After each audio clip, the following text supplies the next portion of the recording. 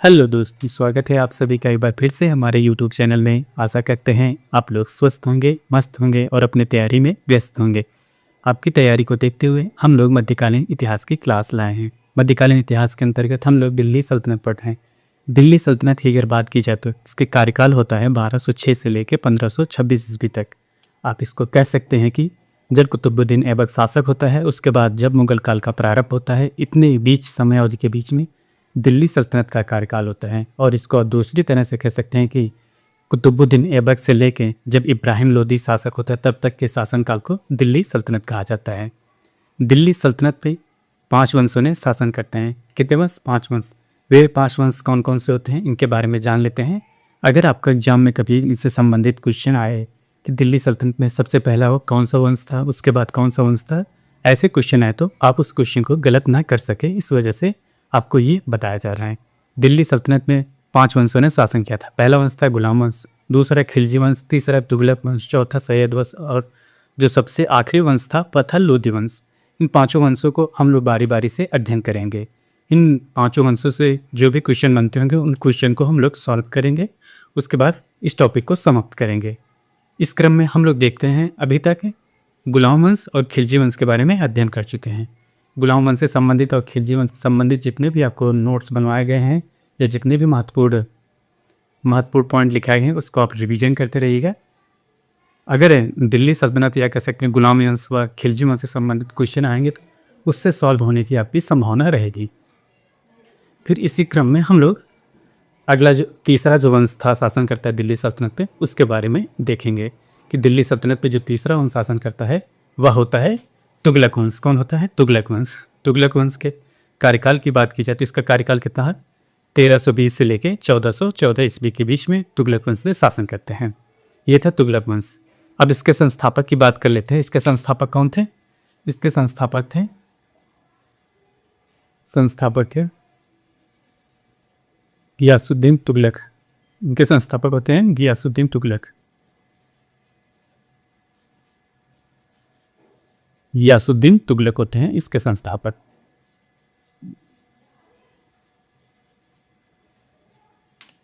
तुगलक वंश के संस्थापक कौन होते हैं? तुगलक वंश के संस्थापक होते हैं गियासुद्दीन तुगलक। ये आपको कल की क्लास में बताया गया था।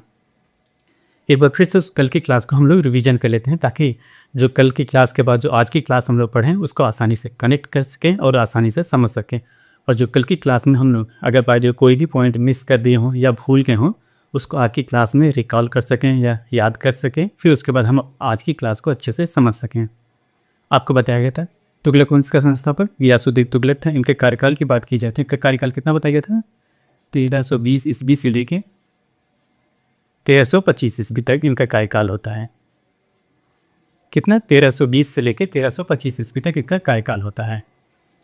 इनका कार्यकाल काफ़ी छोटा होता है। इसके साथ साथ आपको बताया गया था यह वंश दिल्ली सल्तनत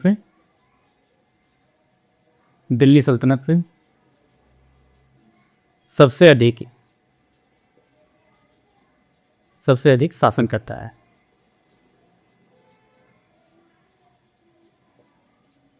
क्या करता है? दिल्ली सल्तनत में देखा जाए तो सबसे अधिक शासनकाल इसी वंश का होता है। लगभग कितना? लगभग 94 वर्ष। ये 94 वर्ष शासन करते हैं। ये होता है। उसके साथ अगर क्रम की बात की जाए तो जो दिल्ली सल्तनत में शासन करने वाला क्रम की बात की जाए तो इसका क्रम तीसरा होता है। अगर आपको शासनकाल के पूछ लिया दिल्ली सल्तनत में अगर इसका कार्यकाल पूछा जाए तो ये क्रम में तीसरा होता है। अगर शासनकाल के हिसाब से पूछा जाए तो इसका क्रम होता है पहला, क्योंकि ये दिल्ली सल्तनत पे 94 वर्ष शासन करता है। दिल्ली सल्तनत में ऐसा कोई भी वंश नहीं होता है जो इतना लंबा समय अवधि तक दिल्ली सल्तनत पे शासन करता है। ये एक इकलौता ऐसा है जो 94 वर्ष दिल्ली सल्तनत पे शासन करता है। अब जान लेते हैं इनके पिता का क्या नाम बताया गया था आपको कल? पिता का नाम बताया गया था मलिक तुगलक। क्या बताया गया था? मलिक तुगलक। और माता का नाम क्या बताया गया था? माता का नाम बताया गया था, इनके माता का नाम वैसे देखा जाए तो पता नहीं चलता है, लेकिन यह पता है कि इनकी माता हिंदू धर्म से संबंधित थी। क्या थी? हिंदू धर्म से। और क्या थे? जाट स्त्री थी। एक जो जाट समुदाय होता है उनकी एक जो इस मतलब जाट समुदाय में जो महिला होती थी उनकी एक पत्नी होती थी मलिक तुगलक की। ये था आपको बताया गया था। साथ ही साथ आपको ये भी बताया गया था जो इनके पूर्व नाम थे। पूर्व क्या क्या नाम थे? मलिक गाजी तुगलक। क्या था ना? मलिक गाजी तुगलक, मलिक गाजी तुगलक या कह सकते हैं मलिक गाजी या मलिक वेग तुगलक भी था, वेग तुगलक भी था, ये बताया गया था। इसके साथ साथ हैं, इसी के साथ साथ आपको ये भी बताया गया था कि उन्होंने अपना राज्याभिषेक कहाँ करते हैं, राज्याभिषेक इन्होंने जो गयासुद्दीन तुगलक हैं इन्होंने अपना राज्याभिषेक कहाँ करते हैं और कब करते हैं, इन्होंने अपना राज्याभिषेक करते हैं 8 सितंबर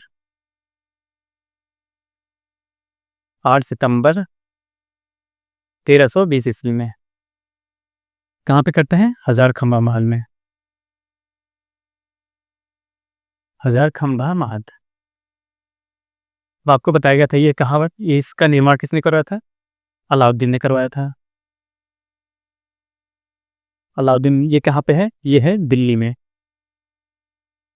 ये बताया गया था कहाँ पे किया गया था, हजार खंबा महल में इन्होंने अपना राज्याभिषेक करते हैं, कब करते हैं, 8 सितंबर 1320 ईस्वी में करते हैं, जब उन्होंने खुसरो शाह की मृत्यु करते हैं, क्या कह सकते हैं कि खुसरो शाह की हत्या करते हैं। लोग कब करते हैं, 7 सितंबर को उनकी हत्या करते हैं, उसके बाद अगला ये शासक होते हैं, 8 सितंबर को इन्होंने अपना राज्याभिषेक करते हैं। इसी के साथ आपको ये भी बताया गया था, इन्होंने जो खिलजी वंश था, कह सकते हैं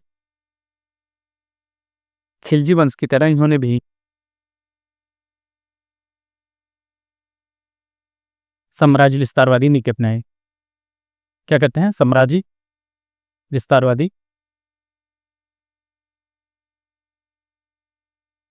विस्तारवादी नीति अपनाते हैं ये। बस फर्क इन दोनों में इतना होता है, जैसे आपको यहाँ बना दिया जाए, जैसे चित्र बना दिया जा रहा है, जैसे यहाँ पे दी होता है, यहाँ पे दिल्ली होता है, यहाँ से दोनों शासक कह सकते हैं कि जो खिलजी वंश होते हैं और तुगलक वंश होते हैं, यहाँ से दोनों शासन करते हैं। यहाँ से यहाँ लिख दे रहे हैं खिलजी और यहाँ तुगलक होते हैं, ये दोनों यहाँ से शासन करते हैं। और जो तुगलक वंश के शासन की जो रणनीति होती है कि जो जैसे भारत में यहाँ देवगिर होता है, इसके बाद ये ऐसे राज्यों पे जो खिलजी वंश होता है वे आक्रमण करते हैं, कह सकते हैं जो दक्षिण भारत के राज्यों को आक्रमण करते हैं, उसके बाद वे उसको जीतने के पश्चात उन राज्यों को स्वतंत्र छोड़ देते हैं। ये खिलजी वंश होती है। स्वतंत्र छोड़ने के पश्चात वे उनसे लगान के या वार्षिक कर के रूप में अपना लगान लेते रहते थे। ये कह सकते हैं कि जो दक्षिण भारत राज्य को दिल्ली सल्तनत का एक अभिन्न अंग के रूप में उन्हें स्थापित करते हैं। लेकिन जो तुगलक वंश होते हैं वे जैसे अगर यहाँ के साम्राज्य को जीतने के पश्चात तो जो दिल्ली का साम्राज्य होता था उसको अपने इस जीते गए भूभाग को, जैसे ये राज्य को जीतते हैं, ये इसको जीतते हैं, इस राज्य को वो पूरा दिल्ली सल्तनत में सम्मिलित कर लेते हैं। जबकि जो खिलजी वंश होता है वह सम्मिलित नहीं करता है। ये अंतर था। जो खिलजी वंश होता है वो अभिन्न अंग के रूप में जो जीते गए राज्यों को रखता था, जबकि जो तुगलक वंश होता है वो दिल्ली में सम्मिलित करता है। दिल्ली में अगर सम्मिलित कर लेगा तो राज्य काफ़ी बड़ा हो जाएगा, जिससे शासन संचालन करने में काफ़ी दिक्कतें आएंगी। ये रणनीति जहाँ तक है सही नहीं लगी, लेकिन अलाउद्दीन खिलजी ने उसको अभिन्न अंग के रूप में रखा था। ये अलाउद्दीन खिलजी की रणनीति थी और ये तुगलक वंश की रणनीति थी। यह आपको कल की क्लास में बता दिए गए थे। अब हम लोग आज की क्लास को देखते हैं। आज की क्लास में हम लोग कहाँ इसके आगे पढ़ते हैं। आज की क्लास में गयासुद्दीन तुगलक के शासनकाल में सबसे अच्छी व्यवस्था क्या थी, इनके शासनकाल में सबसे कह सकते हैं कि गयासुद्दीन तुगलक के शासनकाल में सर्वश्रेष्ठ, इनके शासनकाल में सर्वश्रेष्ठ था क्या, सबसे बढ़िया था इनके यहाँ डाक व्यवस्था।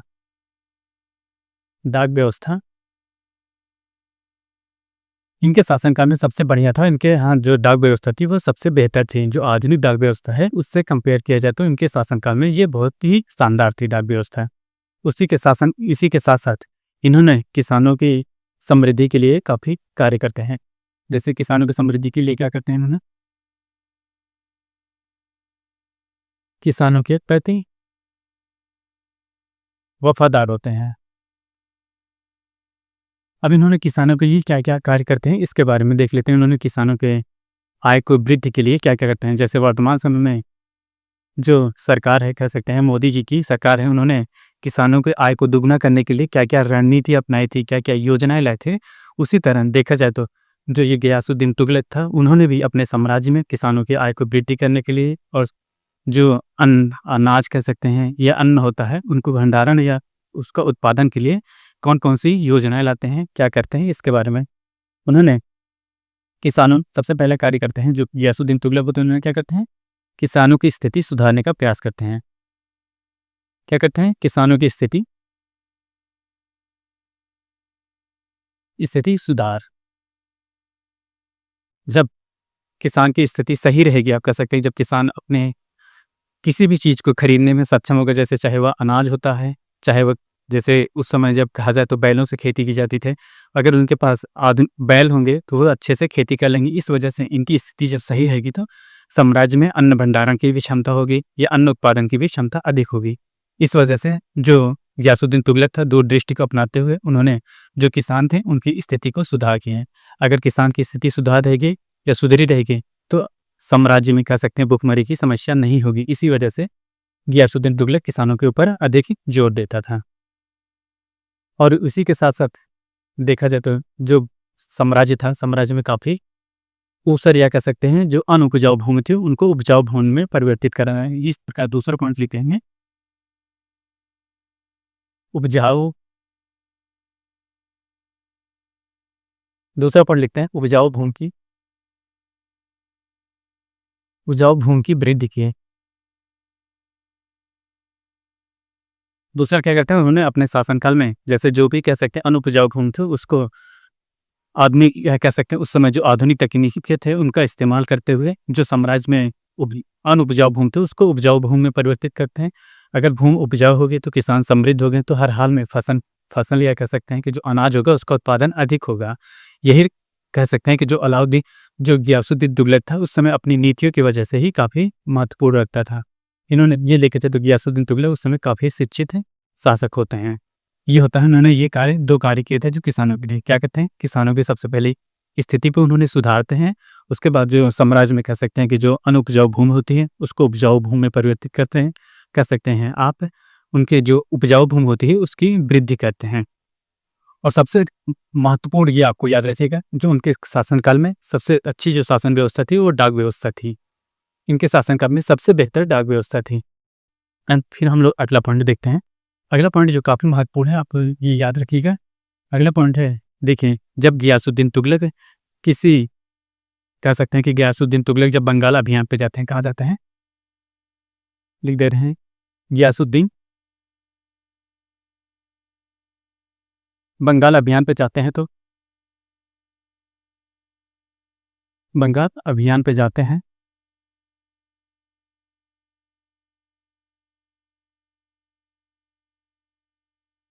अभियान पे जाते हैं तो जब गियासुद्दीन तुगलक दिल्ली से बंगाल अभियान किया कह सकते हैं बंगाल पे आक्रमण करने के लिए जाते हैं, तो उनके पीछे क्या होता है ये बताएंगे। उसके पीछे ये होता है कि जब कह सकते हैं गियासुद्दीन तुगलक दिल्ली से तो बंगाल चले गए उन्होंने आक्रमण करने के लिए। आक्रमण ये नहीं होता था पहले कि हम आज आक्रमण एक ही दिन में आक्रमण कर देते थे और उस राज्य को जीत लेते थे। उस समय क्या होता था, कभी काल किसी राज्य को जीतने के लिए 3-3, 4-4 वर्ष लग जाते थे। इस वजह से जब ये बंगाल गए, गियासुद्दीन तुगलक बंगाल जाते हैं, तो उनके जो गुप्तचर होते हैं या वरीद होते हैं, वरीद को क्या कहा जाता है, गुप्तचर कहा जाता है। गुप्तचर या वरीद के माध्यम से इनको सूचना मिलती है, या वरीद के माध्यम से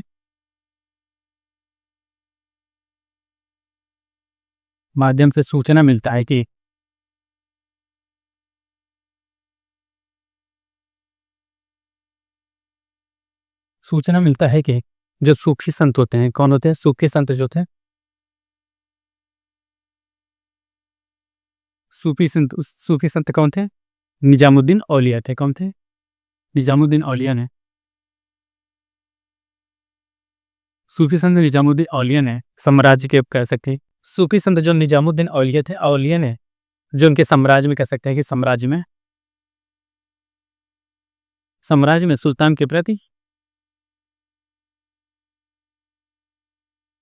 सुल्तान के प्रति अनर्गल बातें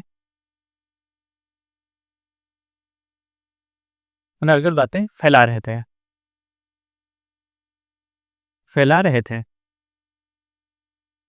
जो सूफी संत थे निजामुद्दीन औलिया, कह सकते हैं कि जो निजामुद्दीन औलिया थे, वे जो सम्राट थे, कह सकते हैं गियासुद्दीन तुगलक थे, उनके बारे में समाज में गलत बातें फैला रहे थे। कि कह सकते हैं गलत बात का मतलब क्या फैला रहे थे कि सुल्तान जो होते हैं, सम्राट जो हैं वो आपके प्रति वफादार नहीं हैं। इन तरह की कई अफवाहें फैला रहे थे। ये बात किसको पता चलती है, जब गियासुद्दीन तुगलक को ये बात पता चलती है तब गियासुद्दीन तुगलक ने दूसरा पॉइंट लिखते हैं। तब गियासुद्दीन तुगलक क्या करते हैं? गियासुद्दीन तुगलक अपने गुप्तचर के गियासुद्दीन तुगलक अपने गुप्तचर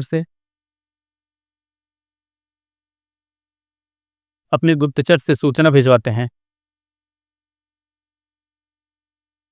सूचना भेजते हैं।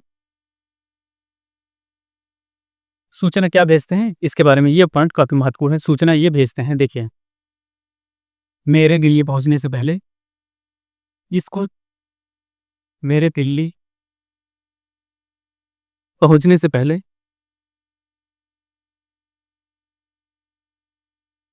पहले दिल्ली खाली कर देना।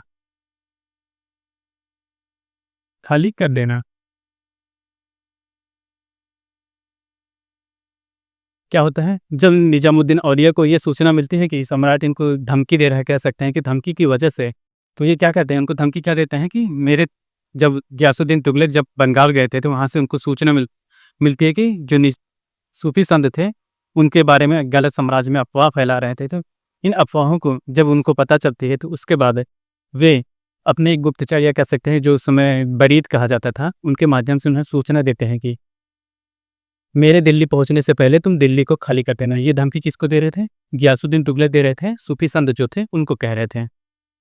सूफी संत कौन थे? सूफी संत थे निजामुद्दीन औलिया, इनको ये धमकी दे रहे थे। उसके बाद निजामुद्दीन औलिया क्या करते हैं? निजामुद्दीन औलिया उनको उत्तर देते हैं। निजामुद्दीन का उत्तर में उनको ये कहते हैं कि अभी दिल्ली बहुत दूर है। अभी दिल्ली काफ़ी दूर है, ये कहते हैं। क्यों कहते हैं? देखा जाए तो जो गियासुद्दीन तुगलक थे वे बंगाल अभियान पे गए थे। बंगाल से देखा जाए तो अगर यहाँ से एक छोटा मैप बना दिया जाए, ये यहाँ दिल्ली थी और ये बंगाल होता था उसमें, जैसे उड़ीसा हुआ, पश्चिम बंगाल हुआ, इन सब क्षेत्र को बंगाल का हुआ, ये सब बंगाल होता है। यहाँ से दिल्ली आने में काफ़ी समय होता था। इसी वजह से जो सूफी संत थे निजामुद्दीन औलिया कहते हैं कि दिल्ली अभी काफ़ी दूर है, यहाँ से आने में उनको काफ़ी समय लगता है। इसी वजह से ये जो निजामुद्दीन औलिया होते हैं वो कहते हैं कि दिल्ली अभी काफ़ी दूर है। ये था। उसके बाद जो अगला पॉइंट हम लोग देखेंगे, इस पॉइंट को काफ़ी याद रखिएगा। जब उनको गियासुद्दीन तुगलक को सूचना मिलती है कि जो सूफी संत हैं उनके बारे में गलत अफवाह फैला रहे हैं साम्राज्य में, या कह सकते हैं कि जो वहाँ की जनता है उनके प्रति, जो सम्राट थे उनके प्रति अनर्गल बातें फैला रहे हैं, इस वजह से गुस्से में होकर उन्होंने ये कहते हैं कि मेरे दिल्ली पहुंचने से पहले तुम दिल्ली को खाली कर देना। और जब ये बात पता जो सूफी संत हैं निजामुद्दीन औलिया को पता चलता है तो वो भी कहते हैं कि अभी दिल्ली काफ़ी दूर है, या दिल्ली दूरस्थ है, ये कहते हैं। उसके बाद अगला पॉइंट हम लोग अब देखते हैं। आज के लिए बस इतना ही, मिलते हैं नेक्स्ट वीडियो में, तब तक के लिए धन्यवाद, बाय बाय।